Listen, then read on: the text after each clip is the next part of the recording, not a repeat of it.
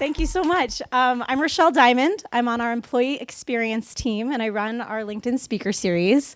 So happy to welcome you all to Sunnyvale. This is the first time we're doing an event in this lounge. I think it looks awesome. What do you guys think?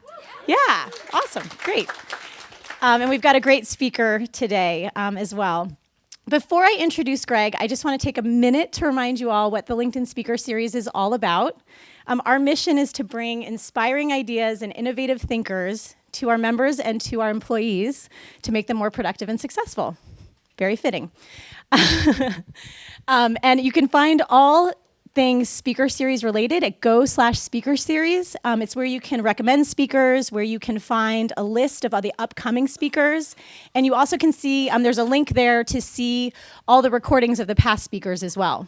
And if you are on Ustream right now, you can also see the speakers that we've had in the past by going to speakers.linkedin.com. So you guys can share that link with everyone so they can see all our past events. So now on to our event today. I'm very pleased to be able to introduce Greg McKeown. He is one of LinkedIn's most successful LinkedIn influencers. He has over 100,000 followers, and he has actually the third highest page views per post over all the influencers, just behind Richard Branson and Bill Gates, which is not too shabby. Now, how many of you have heard or remember Jeff talking about focus? Yes? Does anyone know what it stands for? What's the F? Fewer things done better. The C? Communicating the right thing at the right time. And S? Jill Hurts. All right. Speed and quality of decision making. Awesome. Well, we're very lucky today because this is Greg's sweet spot, and this is what we're going to be focusing, no pun intended, on today. The other thing, I don't know if you guys remember, but in the meeting invite that we sent out, there were a couple questions in there that really resonated with me, and I just want to see if it really resonated with you guys. So by show of hands, how many of you have ever felt stretched too thin? Okay, it's a lot of hands in the room. How many of you feel like maybe at the end of the day your to-do list might be longer than it was at the beginning of the day? Anyone? Okay, yes, feel your pain. And how many people feel like maybe other people might kind of hijack your time with their own agenda? Some, maybe not as much. Okay, good. Well, we can see that we're definitely in need of this talk today by Greg, and he's going to be able to help us figure out how to live a more disciplined pursuit of less. So I want to remind everyone, you can share the content of this talk. Our hashtag is InSpeaker, and Greg's Twitter handle is @GregoryMcKeown. It's very formal, Gregory. So with that, I'm really pleased to welcome Greg McKeown. Thank you. It's so great to be with you. I just love LinkedIn. I love Jeff, love working with everyone I've ever worked with at LinkedIn, so it's just a delight for me. 15 years ago, and I'm going to need a cheer for this. 15 years ago, I quit law school to pursue... That was good. So if you give the cue right up front, then people know what to do. I quit law school, and instead, what I really wanted to do was to teach and write. And so I've spent the last 15 years doing that, but particularly trying to answer a single question. So I had 15 years to answer this question. You're going to have 15 seconds. But it's LinkedIn, so we expect, overachievers to be able to perform on demand. Okay, so here's the question. What is it that gets in the way of otherwise really capable, driven people? What is it that keeps capable and driven people from breaking through to the next level? That's the question. All right, so don't be shy. I'm going to repeat your answers so everyone streaming will hear those answers. What are your thoughts on this? Don't be shy. Focus. So it says focus. Who said that? 5 points for Gryffindor. Well done. Okay, go. What did you say? Same thing. Inability or lack of focus. Inability or lack of focus. Okay, think beyond what you think that this session is about. What keeps capable people from breaking through to the next level? Think about it really. What? Go. Lack of confidence. If you had more confidence, you could take on something that was different and more challenging. Go. Not focusing on the right things. Yeah, just so not focusing on the right things, so you're focused on the wrong things, like a Kodak moment. Focused but on the wrong things. Go. Time. What do you mean by time? Lacking enough time to be able to pursue the things that would help you break through. Good, thank you. Here. Communication is what you said. What do you mean by it? Not communicating to other people and the people around you on what do you want? Yeah. So you aren't even saying what you want. You're not communicating the things that you want. Thank you for this. Go. Not identifying what you want to do. Actually, that's a kind of Jeff moment because when I was talking to Jeff on one of the interviews for this book, we had this sort of meeting of the minds where he started a sentence and I finished it, and the sentence was, when I ask people what it is they want to achieve 5 years from now in their career, and I finished it because we both had this sort of parallel life doing this, is I said, no one can answer it. And it's true still, that the bottleneck is often not opportunity, but clarity. So thank you for that comment. More. What is it? Go. What is it that holds capable people back from breaking through to the next level? Yes. Trying to meet other people's expectations. Trying to meet other people's expectations, to be consumed with what we think everyone else wants us to do instead of what's inside. That's an interesting answer. We'll come back to that. And maybe one or two more. Yes, please. Fear of change. Comfort zone problems. We're comfortable where we are. We don't want to get through to, to something that's less comfortable. It's like confidence we mentioned before. Maybe one more. How about fear of failure? Yeah.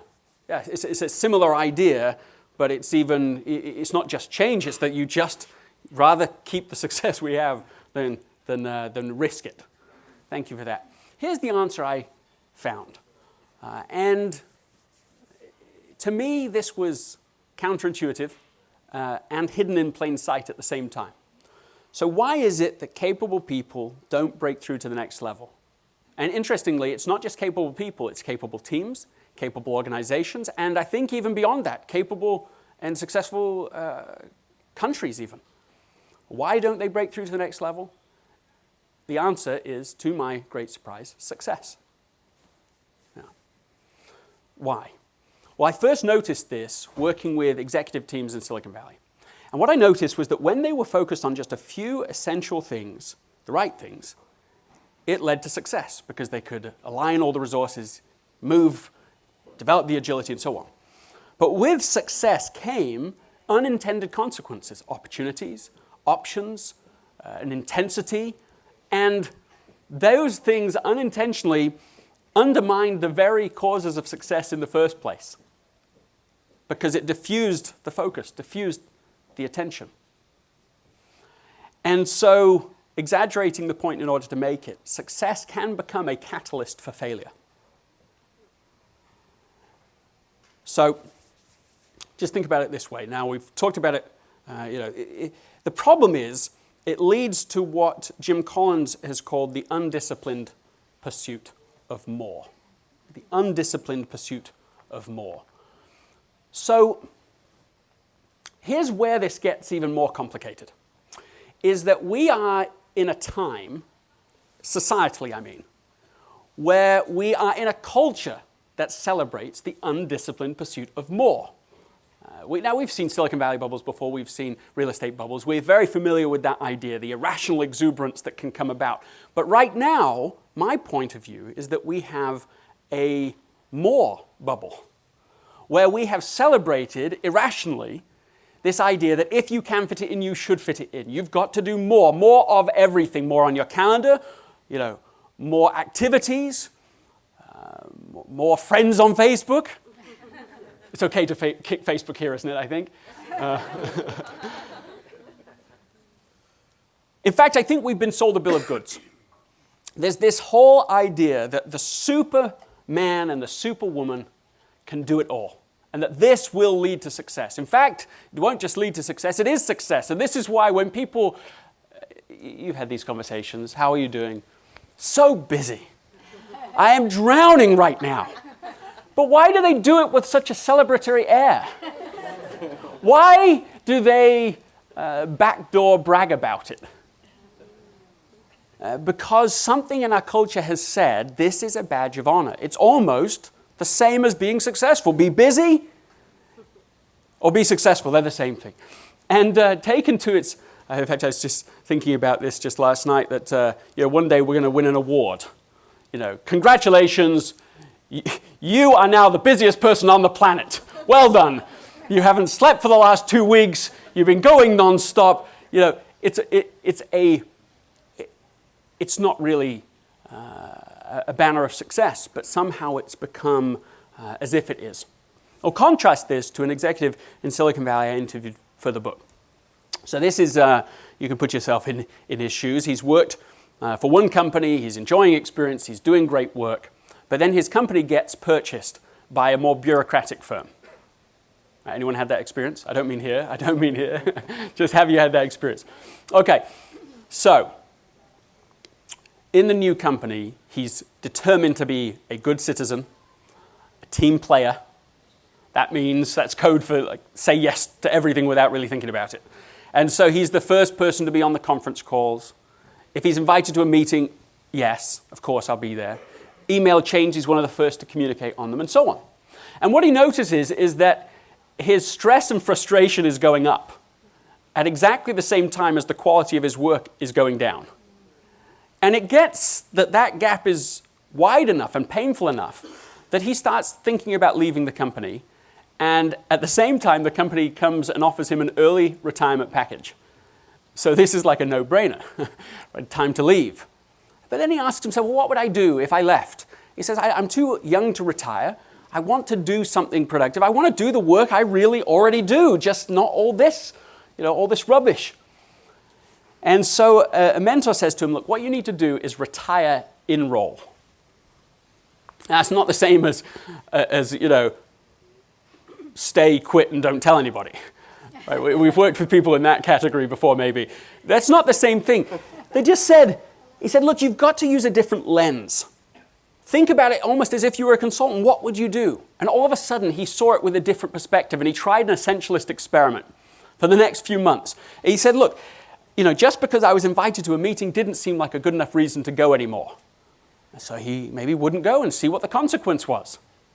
Kind of reverse pilot. See what the effect is. Somebody came to him one time, look, we missed you at the meeting. He said, oh yeah. He said, so what did I miss? Well, we needed you to do this. Oh, great, I'll do that. I'll get that to you by Friday. And suddenly he realized 2 minutes versus an hour, and he'd solved himself, part of this energy. Well, repeat that experiment many, many, many times, exploring what happened, what didn't happen. Well, what happened? He got fired. He didn't get fired. It would change the tenor of the conversation if that had been the output. So this is what happened. First of all, what happened to him at home? That's important. At home, he said, it's his words, he said, I got my life back. He says, at 6 o'clock, I put the phone off. I was able to go out and have dinner with my wife. I was able to go to the gym.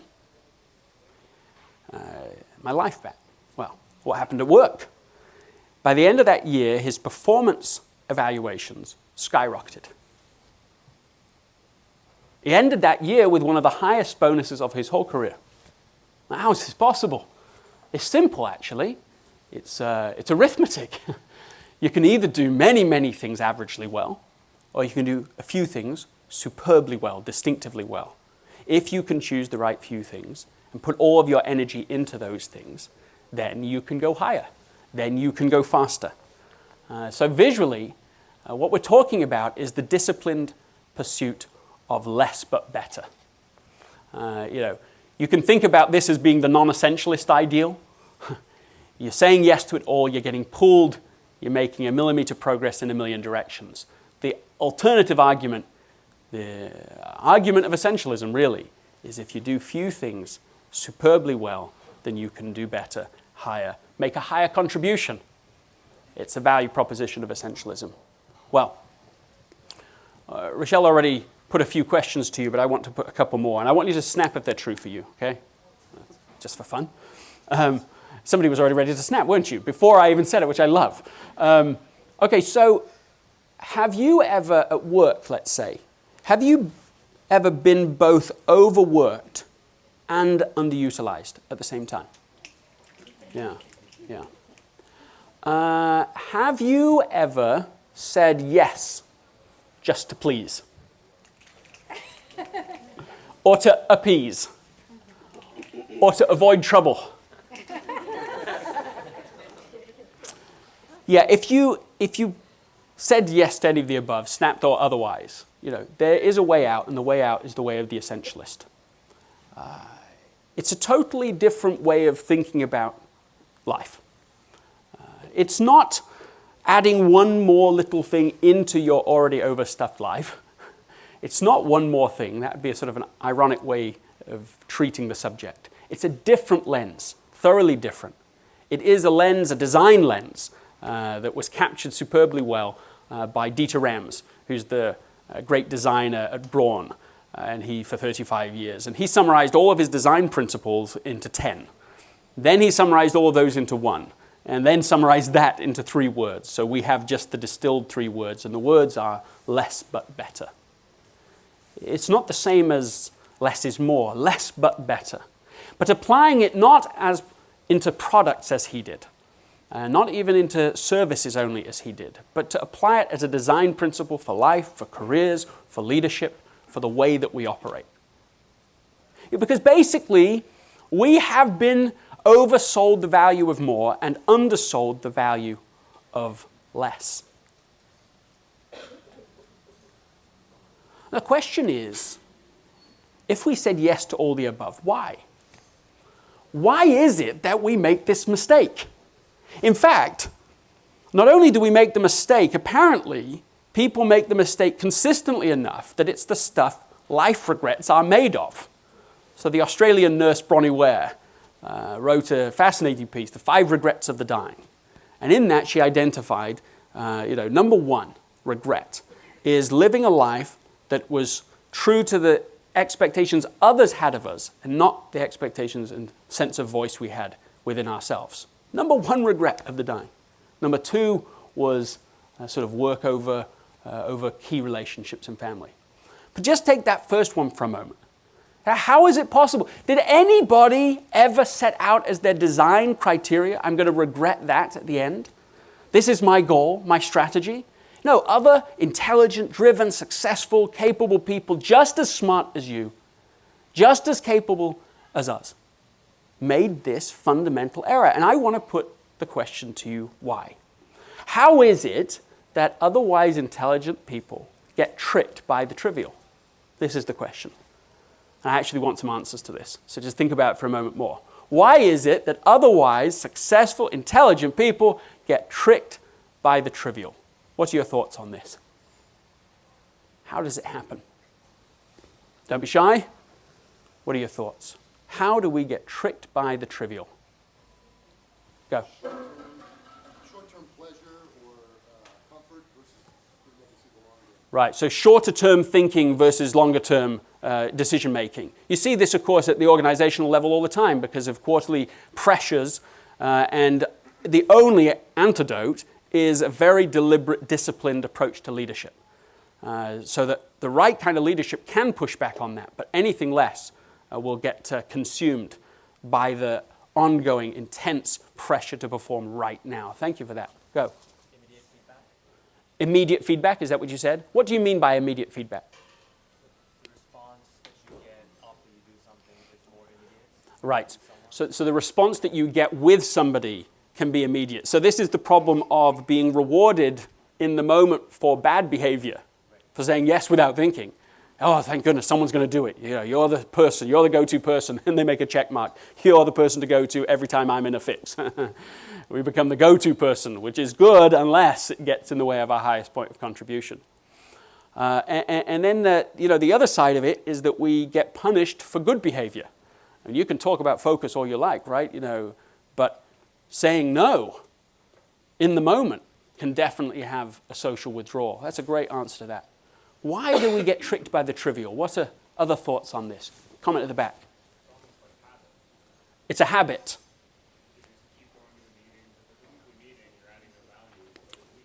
So what you're saying is that there's a meeting, you just go to it because it's on your schedule. That's what you do.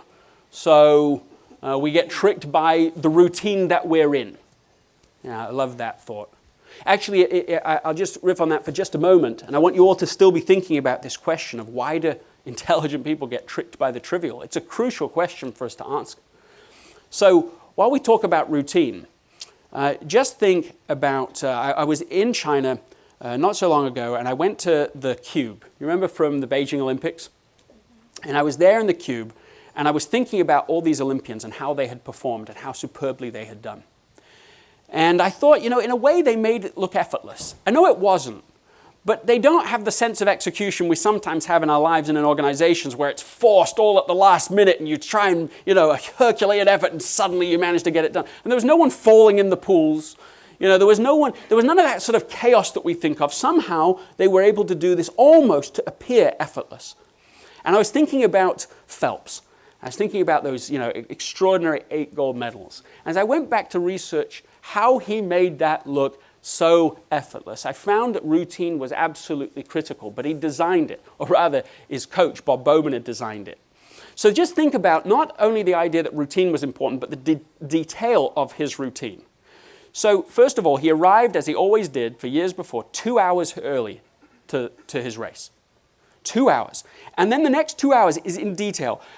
He goes in, he does 400 backstroke, 800 freestyle, and so on, a whole set of swimming things that the same. He gets out, he sits on the massage table, never lies down, always sits. From 45 minutes to the time of the race, he never speaks to his coach. They both together have that agreement. And that is a norm that they've done for many, many years. He always sits down when it's time. He puts his towel on one side. He puts, something else on the other side, his goggles on the other side, whatever, so that no one sits next to him. He listens to the same music. When he gets up to the stand, he always dries it first and he gets on the left-hand side. He always takes off the earbud on the left first and then the right. Everything down to the nth degree, and not just his physical routine, but his mental routine as well. Starting many years before, Bob Bowman started a program with him called Put in the Videotape. And what the videotape meant was that every night and every morning he was to imagine the perfect race in slow motion, precisely from beginning to end. From every stroke, including at the end, standing, screaming in success with the water dripping slowly off his face. Every night and every morning for a decade. So that when the moment came, this was autopilot, every single ounce of it. That, to me, is the power of designing the kind of routine that interrupts the routine we currently have. In fact, I think if a person could do a single thing differently to affect this whole idea of living an essentialist life, not a non-essentialist one, it would be to design a routine that really represented the things that were essential to them, so that they aren't having to get pulled into decision fatigue every flipping day, with all of these different decisions coming at us and being pulled so easily off course. Thank you for that comment. Why is it that otherwise intelligent people get tricked by the trivial? What are your thoughts on this? Go. Because we haven't defined what's important. We just don't know what's important. Yeah, we don't know what's essential. Yeah, the difference between somebody who has real clarity about that and doesn't have clarity is night and day. And I don't mean just comparing two different people, I mean the same person. So for example, think of Rosa Parks.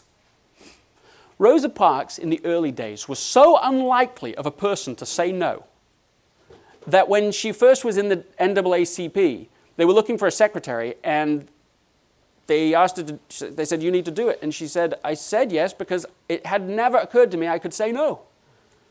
That's amazing, isn't it? To think that that's the same person who in a different situation, says no in such a memorable way. What's the difference? I'll tell you precisely, because she answered the question. She said when she was sitting on the bus, and the bus driver comes to her and says, you have to get up. She said, in that moment, I felt clarity come around me like a warm blanket enveloping me. And I just knew clearly that I would never ride the bus again in that way. She did not know what the bus driver would do. It wasn't about manipulation. It was internal clarity. In fact, what she said to the bus driver when he said, well, listen, you have to move, otherwise I will call the police. She said, and these words ring in my ears, she said, you may do that. You may do that. You can do whatever you need to do, but I'm going to be doing this. This is clear. And of course, that no coalesced the whole civil rights movement and affected the whole world.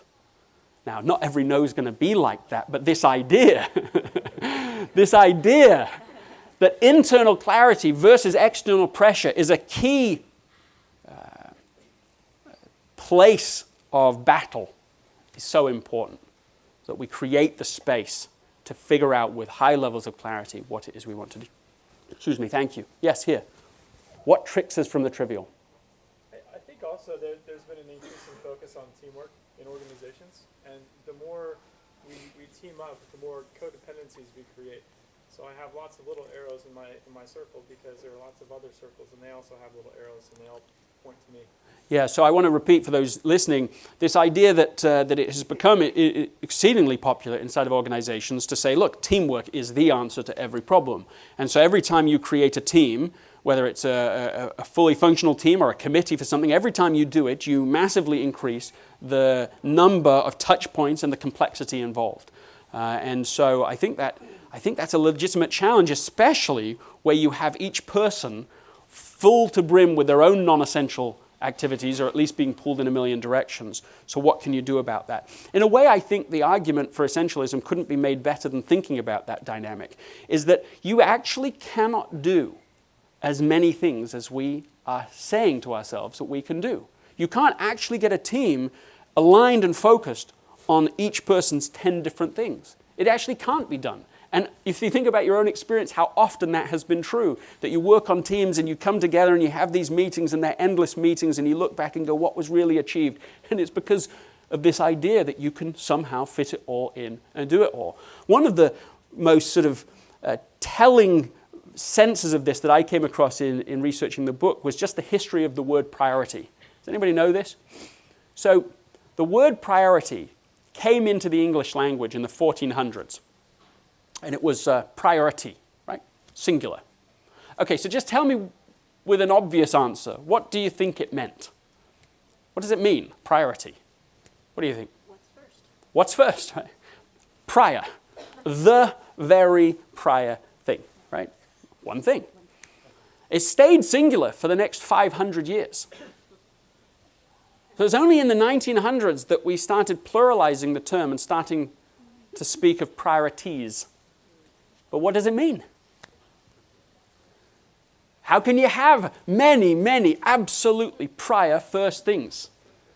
That's a logic problem, right? That's an evidence of a way of thinking that has become consuming in modern times. So often teams will have, coming back to your point of teams, no sense of irony at all. Here are our 10 priorities. And they don't even put them in priority order. I was working with an organization recently, and they knew I was coming to teach about essentialism, and they knew about priority, and they still announced their 9 priorities in no priority order. And so, we addressed it directly, and they spent the next hour together after the session voting on the order and which things they would really come to. And they chose, of the group 3, and they had them also in priority order after that. Well, that's a big difference, because the complexity, what happens when teams aren't really clear, is that everything gets worse really fast. And so all this politics that you start to experience inside of organizations and on teams is exacerbated and accelerated by the fact that we're only sort of clear about what we're really trying to do. Often when I talk to leaders about this, they'll say, look, I think we're pretty clear. And I think of myself wearing glasses. The difference between pretty clear and really clear is really big. And so pretty clear won't make it. Not if you want to have fast, mobile, agile teams. What you get if you don't prioritize, what you get if you don't get focus and high levels of clarity is you get counterfeit agility, where everything feels fast all the time because it's disrupted all the time, but actually you're not making momentum. It's motion sickness, not momentum. Thank you for that comment. How do we get tricked by the trivial? How do we get tricked by the trivial? What was your answer? Underestimating. Underestimating. Yeah. We think that something will take only a certain amount of time and it takes longer. Yeah, the term for this is the planning fallacy. This is a heuristic. It's very well known, very well established, scientific reality. And it just shows how sort of messed up we are really Hopefully that isn't a negative way of saying that. But what it shows is that even where we have done a task before, like driven to work, it takes 15 minutes. But if you're on an email right before, you will believe it takes 10 minutes. And you will say to yourself, I will do this in 10 minutes. Maybe even in 5 minutes if the email seems important enough to you in the moment, urgent enough in the moment. And then, of course, you get in the car and you know. And it does, of course, take 15 minutes at least, maybe longer because there's something unintended. When you take that idea of the planning fallacy, when you own it fully, it allows, again, permission to go, I'm just going to do fewer things because I know it will take longer than I'm currently estimating. And so that then at the end of the year, you don't end up having done 3 things and the most essential ones just didn't even get done. You know, we've been talking about the bigger picture of one's whole life design, but of course you can write this in much smaller, more immediate cycles where you say, look, the next 3 months, what are we really going to get done? And unless we have figured out what the priority is and maybe 1 or 2 other things, we know what will happen. We'll end up at the end of this period with just a bit of progress in all of them, or maybe having missed the hardest ones, the most important ones altogether. Thank you. More. How do we get tricked by the trivial, otherwise intelligent people? Good. Peer pressure. How does it work? How does peer pressure trick us? You look around and you start questioning whether I'm doing the right thing or not.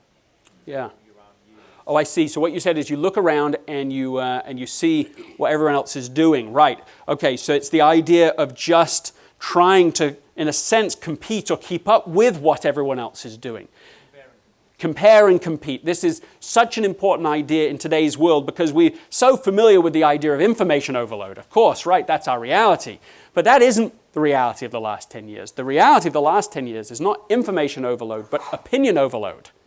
As we've gone from being connected to hyperconnected, what's really happened is that we've become more aware of what other people are doing than at any time in human history. So take the same set of assumptions. I've got to kind of keep up with the Joneses. That's eternal sense of human competition. But take that and apply it to today's world. Same level of weakness, same set of assumptions, but take it to this challenge that's so much greater. We know about what hundreds of people are doing, thousands of people are doing, and of course we know about what they're doing at their very, very best.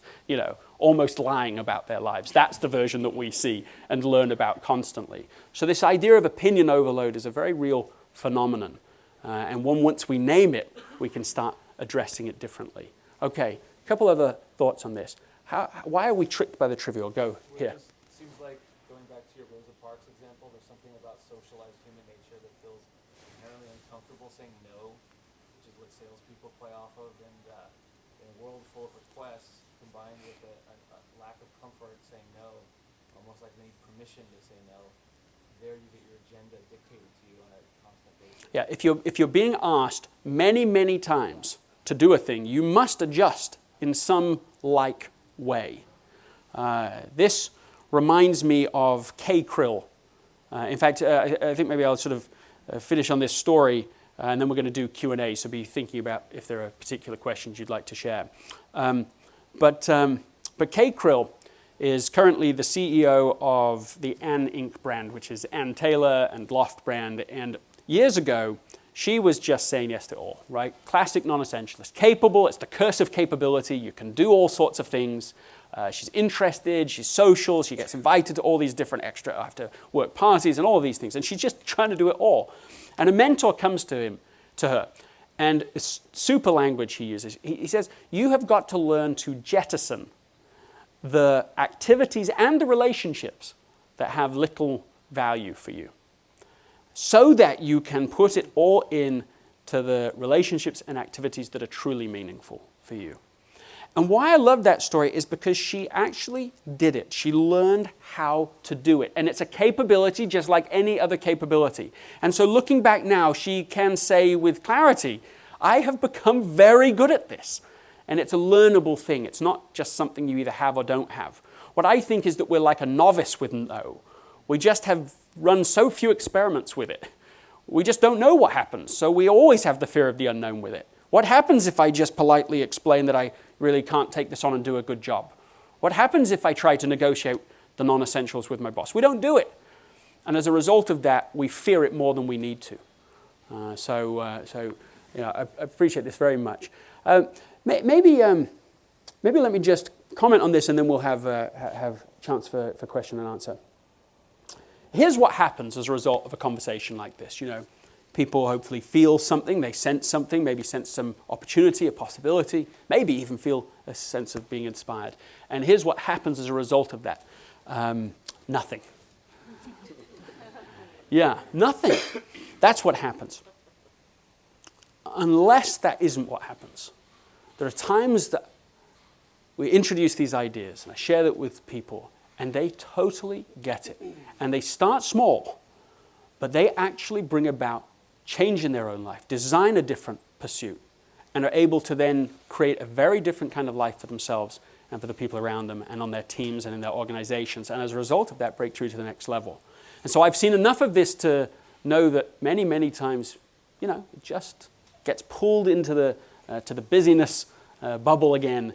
But I've seen it enough times where people take it on that I challenge you to be in the latter category. So thank you very much for having me so far today. Thank you. And I think we're going to do some questions. Yes. Go ahead, so Michelle. if anyone has any questions, you can come line up behind me at the mic. And we also are taking questions on the stream, so please type those in. I'll start with questions, I guess, since I'm here. I'm very inspired by everything that you just talked to us about today. And I'm just curious, for you and how you practice being an essentialist, do you practice what you preach? And what is the easiest thing for you to do? And what is the thing that you find the most challenging? No, I don't practice it Yeah, at no, all. I figured. This is all lip service here for me. First of all, I have to say I love Essentialist. I love the principle of it. I love the discipline of it. I love the pursuit of it. And I love the experiments with it. Constantly trying to experiment with it. Now, does that mean you get it right? No, like all experiments. It's all prototyping. You're always trying and constantly figuring it out. I can point to times when I've got this so wrong. That was part of the reason that led me to write the book in the first place. Were times I'd made mistakes, and I can talk about that if people are interested. But what I've learned is trade-offs. The reality of trade-offs. And if I can find small things that I'm willing to trade off, things that, for example, I feel like I'm really like having a go at Facebook, but I'm not really trying to today. But I decided after a while, I thought, look, I'm going to just trade off. I don't spend much time on it anyway, but I'm going to take 10 minutes every week, take off Facebook time, and I'm going to call my grandfather every week. He's 94 years old, right? So he's in his encore. And I've done that pretty much for the last couple of years. Right? You will never trade that back.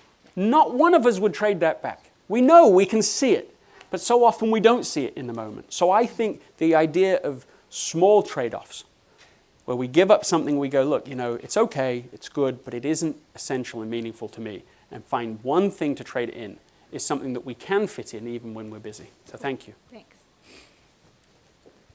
And don't be shy. I'd love to hear the questions, and I learn from that as well. So please Hi, get Greg. in line. Thanks so much for coming. Thank you. What's your name? My name's Mary Ann, Mary and Ann. I'm representing the people on the stream today. Have one question from Terry Bates on, the question is, if you are a subordinate, how exactly do you convince superiors and those in managerial tier that less will be better when their positions seem predicated on more projects and more capabilities? Yeah, so Snap, if you kind of have that inherent question. Yeah. Yeah, so embedded in that for a moment is the idea that who's the book written for, right? It's all very well if you're the CEO and you can just dictate this and so on, right? But what about for the rest of us? And it's for the rest of us that the book is written. It's for people who have begun to accept this idea that non-essentials are non-negotiable. The moment we accept that idea, we have lost a lot of power. The moment you accept it. And hierarchy will do that to you. Will help you to believe that you just have to.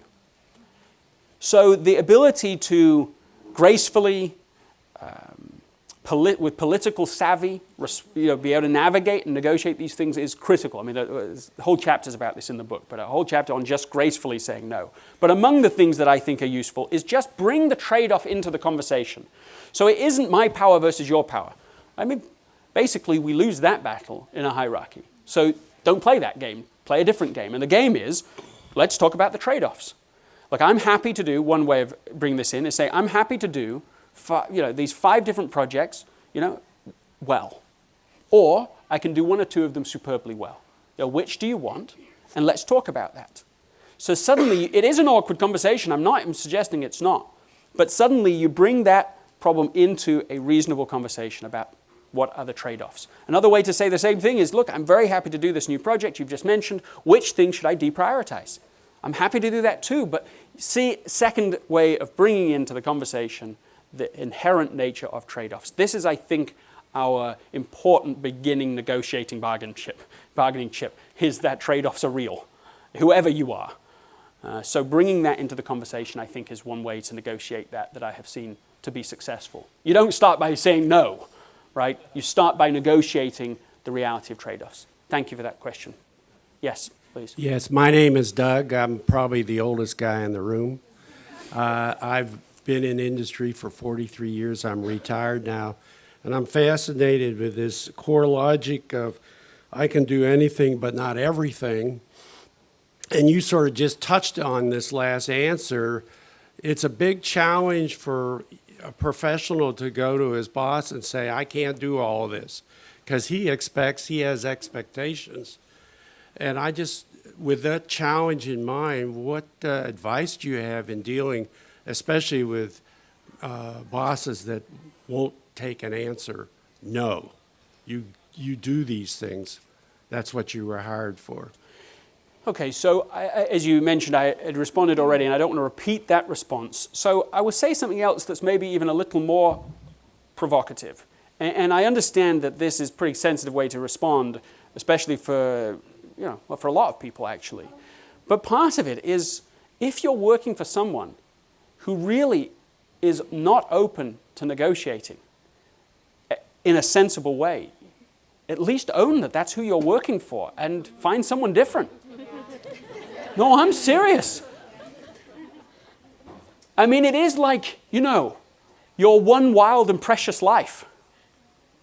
And to assume that this is it, that this is my option, I can either do everything they're saying and just take it, that is a very risky strategic position to be in. Now, obviously, some people really feel they're in that. I have been in situations myself where I felt like that. Would you mind if I shared actually 2 stories about this, when I got it wrong and where someone got it right? Would you mind? Sure. I wasn't really planning on sharing these, but I think they really speak to this. Okay, so first of all, where I got it wrong. Okay, so this is, I get an email from my manager at the time on I don't remember, Monday or Tuesday. It was when my wife, who was here, was expecting one of our daughters. And the email said, Friday would be a very bad time to have the baby, because I need you to be at this client meeting. And I assumed that they were joking, and maybe they were, but for somehow I managed to be very conflicted about this. So all through the week, I'm like, how am I going to do that? And then the baby is born on Friday morning. And I still, instead of being able to just enjoy this in the way that one would, hope to and to expect to be able to, I am trying to straddle the strategy, do them both, fit them both in, make it both work, right? You know the feeling. And so, with all the conviction I could muster, getting the power from, I said, yes. Yeah. And I went. I remember after the meeting, they said to me, the client will respect you for the choice you made. I don't really think the looks on their faces evinced that kind of confidence. But even if it had, and even if some extraordinary thing had come from it, which it didn't, surely I had made a fool's bargain. That is where, in a very personal way, I learned that lesson, right? If you don't prioritize your life, someone else will. So I remember sharing that experience with somebody else prior to the book coming out. And they, as a result of it, went and negotiated. This is the second story, right? They went and negotiated it with their manager to have 5 days precious, focused time preparing for their wedding prior to the day. They came up with, this is the work that needs to be done. This is when it needs to be done by. They did the work superbly well, got it done before the deadline. The boss is thrilled with it. And then it gets into those 5 days. and the boss still calls. You know, sorry to do this to you, so-and-so dropped the ball, I need you to pick it up, it's really urgent. Now, for the 5 years previous, they would simply have said yes, because they had never said no, because they'd never even considered it. And so for the first time, empowered now, with the logic of essentialism, they push back. You know, this was our agreement, we came up with it, it's really essential, this is important, this is, you know, I'm going to do it.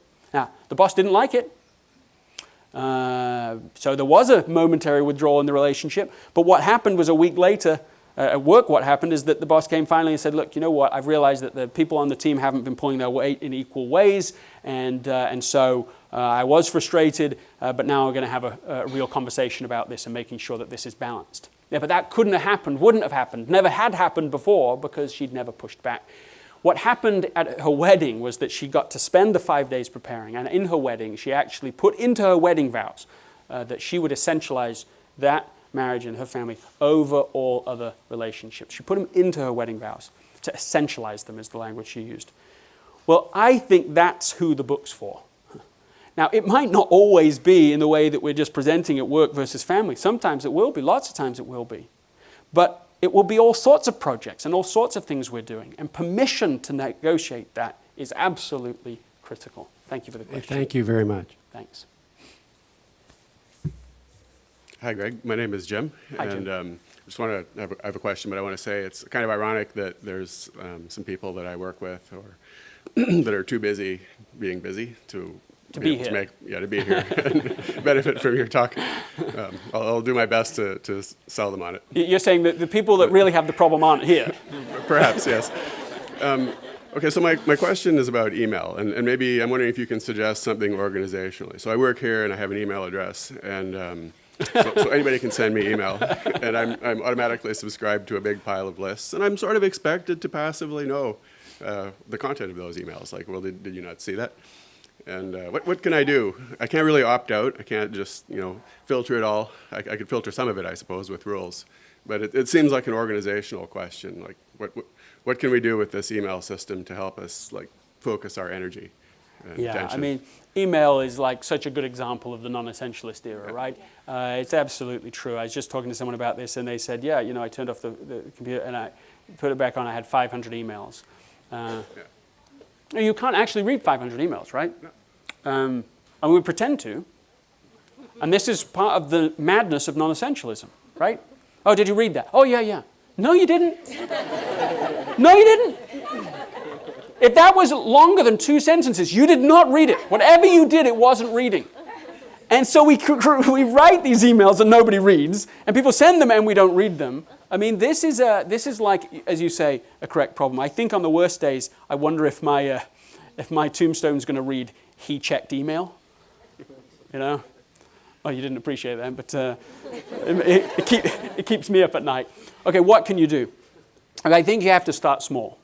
Culture is a very powerful thing. But if you literally just have you and the people on your immediate team, and maybe this sounds self-serving, so use a different book, that's fine. But if you simply read Essentialism as a team, what you introduce, and maybe the single most valuable contribution the book can make, is the introduction of words. Language is extraordinarily powerful. And when we have the language, what we have is logic. And with the language and the logic, you can have a conversation. And without language and logic, you can't. And so I think if you literally, just as a small team, you read it, you talk about it together, and then you have the exact same conversation. Look, what's our rules? Let's have rules. I think smartphones, same for social media actually, I think with both of these, the utility is so high, they're not going away. But they're like cars. Cars' utility is incredibly high. The cost is also high, but they're not going away because of their utility. So if we have rules, all sorts of rules to help protect us against those things. So it's perfectly reasonable conversation. And so I could advocate a variety of rules that you could introduce, but it's not the point. The point is to have the conversation starting small with a little group. You could certainly have times that you say, look, we're just off hours, we're not doing them. You could certainly have rules that say, we're going to have a day a week that is, we don't respond to email. You can send them, but we're not responding. Maybe all that sounds unrealistic. But then it's not unrealistic if you have a team of people that can start designing the rules. I would suggest that. Small team, reading the book, and then being able to negotiate together to do it. That's my thought for you. Thank you.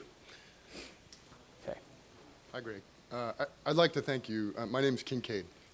Kincaid, thank good to meet you. for making this a discussion and not just a presentation. It's very valuable. Thank you. I heard you mention your story about your daughter. I'm a fairly recent father myself. I have another one on the way in a month.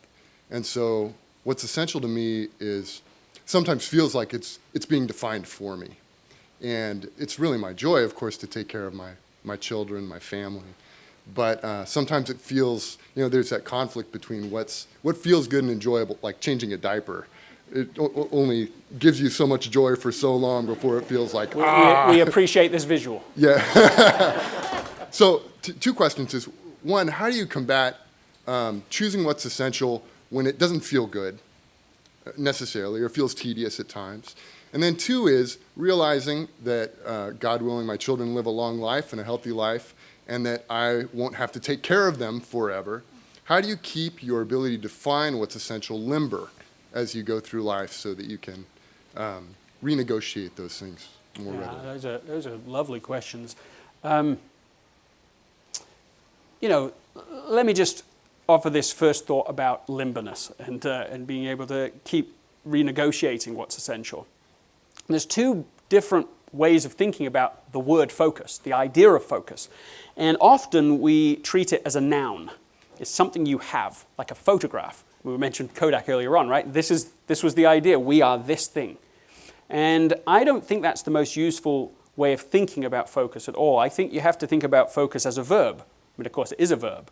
But to think about it like that. So our eyes today see clearly, not because we took a photograph image and froze it when we first woke up, but because it's been adjusting and readjusting, a million times since. That's how we stay in focus. So I think the idea of having a constant process, a discipline, a weekly discipline at least, of asking ourselves now, what's essential right now? What is critical this week? I mean, a process that I think is a trade-off worth making is every week, once a week, I do this, take 20 minutes, sometimes a lot longer. So you trade off like one TV show, right? Or maybe there's people that don't watch any television, but most of us watch something. So you should trade off one television show or one thing that just is good, fun, but it isn't really essential. And with that time, you say, I'm going to go through a process. I'm going to ask what's been going on in my life this week, make a list. I'm going to go back to what the 2 or 3 goals are I want to achieve over the next 3 to 6 months. So you've got the where I am and where I want to be. And then the how do I get there, you do this. You say, what are the 6 essentials for this week? Put them in priority order. And then you cross off the bottom 5, right?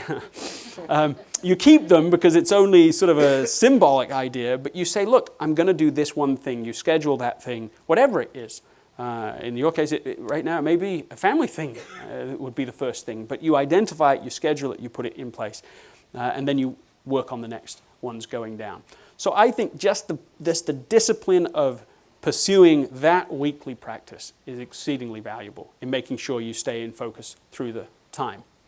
Maybe one other thought for you is just, it's not something I came up with at all, but my wife and I have both done it, where you simply ask yourself, it's a thought experiment, you can do it as often as you like, which is, if I only had 1 week left to live, what would I do? But then you don't stop there, you say, well, what if I had a month? What would I do? And you answer that question. What if I had a year? What would I do? And you answer that question. What if I had 5 years? And then finally, what if I have a whole, natural life left? What will I do? And the process connects us. In a way, it's the Bronnie Ware experiment, but we get to it now instead of waiting then. We sort of trick ourselves into getting to the moment of what's really essential and what's not. And in that process, I think we can learn to distinguish better between all the good pressured things and the things that are of primary purpose to us. So, thank you. Yes? That was a good. Am I on? Hello. Thank you so much, Greg. I really appreciate you coming, as well as I'm sure everyone here does. Can you give a round of applause for Greg? Thank you. Yeah. I love what you said at the end. It just really I felt like I just had an aha moment of thinking about my life. So thank you for that. I'm also going to say no more. We all are now re-inspired and have permission to say no. Cancel all team meetings. No, just kidding. But one more thing I'd love to do, if you're up for it, we did this at our last Speaker Series event, and we want to welcome you officially into our LinkedIn family. And in order to do that, we have a tradition. This is hazing, isn't it? What we do is every 2 weeks at our All Hands, Jeff has a couple people come up to the front who are new, and they introduce themselves, say what they're doing at the company, tell everyone one thing that's not on their LinkedIn profile, and then also perform a special skill or demonstrate a special skill or talent. Now, if you have the internal clarity to say no, it's okay. But I just Nothing like social pressure, is there? You up for it? What do you guys think? Yeah? There's the pressure. But actually, I'm so glad you all applauded enthusiastically right then, because actually, I got a warning about this. And I'm turning it back on all of you. Yeah, this is right. This is true. I'm really going to do this. So, so I'm going to get to the right slide, in fact. So here's the thing you don't know about me. I spent 2 years in Toronto. So that's a shout out to anyone who's watching in Toronto. Love that city. And I was working in the inner cities there, and for 2 years on a kind of church mission. And this is basically like the UN, like the inner city of the UN, right? That's what the experience was, because we ended up working with people from over 100 countries, amazing. And so among the people that I met there were a group of Ghanaians, and they taught me one of their songs, and you're about to sing it. Okay, are you ready? You applauded. It's going to be tricky for you to see, but it's all right, because I'm going to teach you how to do this. How long do we have? We have a minute. Have a minute. A minute or two. Okay, we're going to have 2 minutes. It's going to be enough. Okay, so are you ready? Okay, give yourself a round of applause to get yourself into this. Here we go. Woo! Okay, so this song is called Danase. Do we have anyone from Ghana? Is there anybody here? Oh, that would be so wonderful. I'd have them singing up here with me. Okay, but you're all going to do it. I'm going to sing it, and then you're going to sing it back, okay? A little bit at a time, so don't worry. Okay, it goes. Danase, Danase. Danase, Danase. That wasn't bad. That was all right. Better than at Google. Da unyame nase. Okay, we're going to do that again and a little more enthusiastically. Okay, I'm going to sing the first 3 lines. You're going to do it. Danase, Danase, da unyame nase. Danase, Danase, da unyame nase. All right. Ifrese. Oye. Nanado. Doso. Then it's just repeat.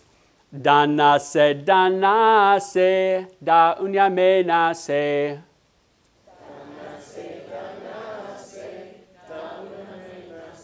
Okay, so that was pretty good, right?